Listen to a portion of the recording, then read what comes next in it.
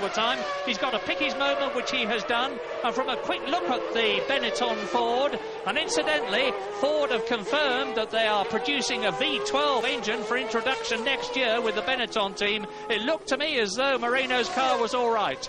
And Senna is pulling away a little. There's Senna in third place, behind him in fourth place. And so, where's Prost? Prost is missing, because that's Alesi in fourth position. That's Piquet behind him in fifth place, and Prost has gone down to sixth. I don't know what's happened. We didn't see it. No, we didn't see it, but it looks like just a mistake. And that's Nakajima just pulling off the circuit. No, pulling back on again. So what became of Nakajima? But we didn't see what happened to Prost, but it looks like a mistake. Action replay. This is Nakajima. And the wall. There he goes. But being a true Japanese, he's going to think about it, have a look round, and then off he goes again. And now we are on lap 11, and as you can see, Nigel Mansell still leading, increasing his lead to 5.3 seconds over Patrese, who is now 4 seconds ahead of Senna, who has got Alesi and Nelson Piquet. There they are, fourth and fifth behind him, and Alain Prost in the second Ferrari is sixth, as into the pits comes Satoru Nakajima, unsurprisingly, having rumpled the right side of his car all alongside the concrete wall, probably given himself at least one puncture, probably hasn't done the suspension any good either, but the Tyrrell mechanics slap on a new set of wheels and tyres, and have a quick look round. And is Naka going to rejoin? Yes, out he goes. And the circuit has been changed a bit just at this point, because what was a very fast right and left has now been made into a slower one, and it's still Alesi there with Piquet getting closer and closer to the Ferrari all the time. Yes, and that's Roberto Moreno coming into the pits, but a very encouraging performance from the new Benetton. They seem to be getting it going well now. Piquet very fired up and pressing Alesi's Ferrari hard. And it certainly is looking as though all that testing between Monaco and Canada here that the Williams team have done with Mansell and Patrese is paying off, because Mansell is absolutely flying round this circuit as you watch Nelson Piquet there in fifth position chasing Alesi, and Mansell keeping well ahead of Patrese. The two Williams looking steady and smooth, and here are the two Jordans and Gassos spinning. And who's going to hit him? Incredibly, nobody hits him. Comas misses him, and on the left, JJ Leto misses him. That was a very, very lucky spin for Bertrand Gachot in the Jordan Ford. And I was saying earlier on that the camera angles that have been set up here in Canada show how tremendously fast these Grand Prix cars are going on this circuit, and you can see the heat haze bubbling off the circuit. It's very, very hot indeed. Race order, lap 14 now, with Nigel Mansell now over 5 seconds ahead of Riccardo Patrese, who is continuing to pull away from Ayrton Senna. This is quite incredible. The two Williams now are well ahead of Ayrton Senna, who is third, with Alesi there in fourth position. Nelson Piquet is fifth, Prost is sixth, Modena is in seventh place, and De Cesaris is still holding eighth. Well, at last the Williams car is beginning to show its promise. It certainly looked the best car, or close to the best car, right from the start of the season. The chassis is good, the engine produces smooth power, so on hard work. So Gachot in the pits there, just checking over from his spin, probably having a new set of tyres in case he flat spotted them. And off he goes again. But the Williams team, and goodness me, that's a Minardi, left in a very strange place because the driver doesn't appear to be there, but very eccentric parking. That was Morbidelli who's parked it.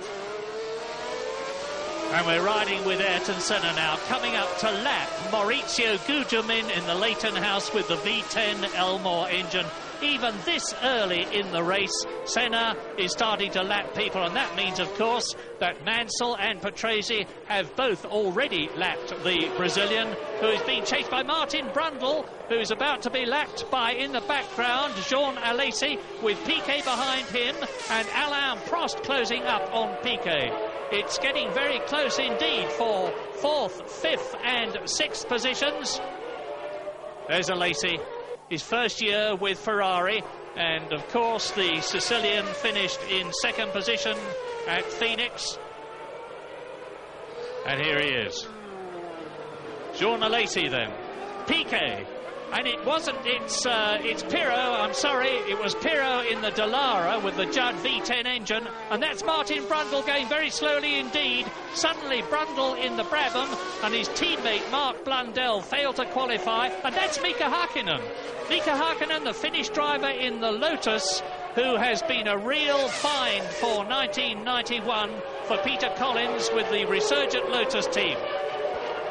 Yes, it should be said here that Johnny Herbert was very unlucky not to qualify for this race, having his debut for the Lotus team this year, and because he was quicker than Hakkinen's getting out of the car, he stalled the engine, quite clearly can't get going again.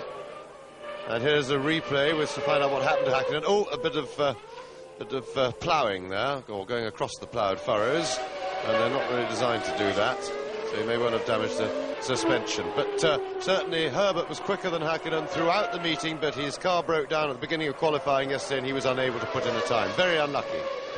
And that's Andre de Cesaris in for a new set of Goodyears, and out of the pits he goes. We're back again with Alain Prost. Prost, of course, on lap 25 now, with Nigel Mansell leading Patrese by 6.3 seconds, and Patrese is now 10 seconds ahead of Ayrton Senna, and the Williams Renaults are really making the McLaren Honda look pretty slow. And look at this, because this is Piquet being caught and passed by Alesi, and right behind him is Prost. And where's Senna? Ayrton Senna is missing. Now there is the Benetton, there are the two Ferraris, and Ayrton Senna is in trouble. Yes, it looked as if there was a mistake from Alesi, because Alesi seemed to slow in front of both of them, and they swept past.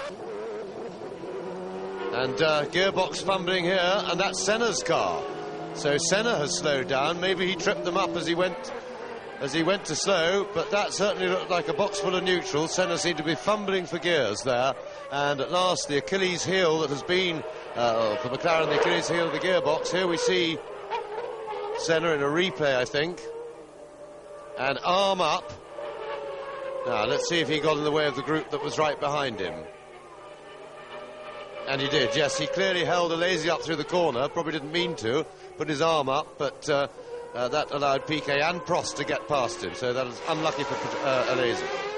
Well, it's happened. Ayrton Senna had trouble in Phoenix, the first race, and in Brazil, and in San Marino, and in Monaco, but he had a charmed life, and in spite of the car problems he had, he won every one of those races. He's not going to win here in Canada, and he's not going to get any points at all. But Nigel Mansell is, look at this, lap 26, and Nigel Mansell is now 7 seconds ahead of Patrese, up into third place, 16 seconds behind the Italian comes Nelson Piquet. Fourth is Alain Prost. Fifth is Alesi. That's after the reshuffle when Senna held them up. In sixth position, it's Modena in the Tyrrell. And in seventh place is Ivan Capelli in the Leighton House. And in eighth place is J.J. Leto. And that's Prost. Prost is touring.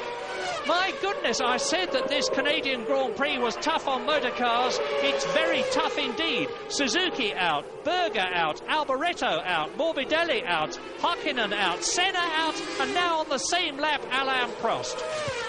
Yes, well as the heat and a lot of slow corners, which always put a big strain on the transmission here in Montreal, we also have a very bumpy surface, and that again puts, particularly with slow corners, puts a big strain on transmissions, because the rear wheels are trying to come off the ground and they're grabbing as they go light and then land again, and that puts a big torsional strain through the drive shafts and into the gearbox.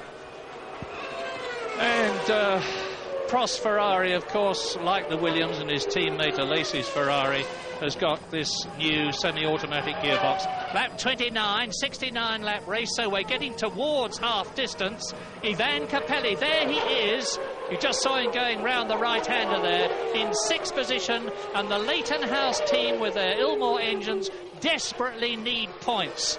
In the pits, the Ferrari of Jean Alesi. That's for Tars. He was going well. He was in 3rd position, going well, and so Mansell still to come in for Tars if he is going to, and we don't know, of course. They all started on the softest Goodyear compound that there is, the D's, and they seem to be going well, the Williams. They're handling beautifully. All the work that Patrick Head, the designer, Adrian Newey, the aerodynamicist, and that's the second Lola out of the race. That's Eric Bernard, the Frenchman. It's a dreadful season for Gerard Larousse's team. Suzuki's car, I should think, has been burnt to a crisp, and now Eric Bernard is out. This is almost half distance. And Nigel Mansell has just done the fastest lap of the race. Not a lap record, it's a couple of seconds outside Gerhard Berger's lap record of 1 minute 22. Mansell's gone round in 1 minute 24.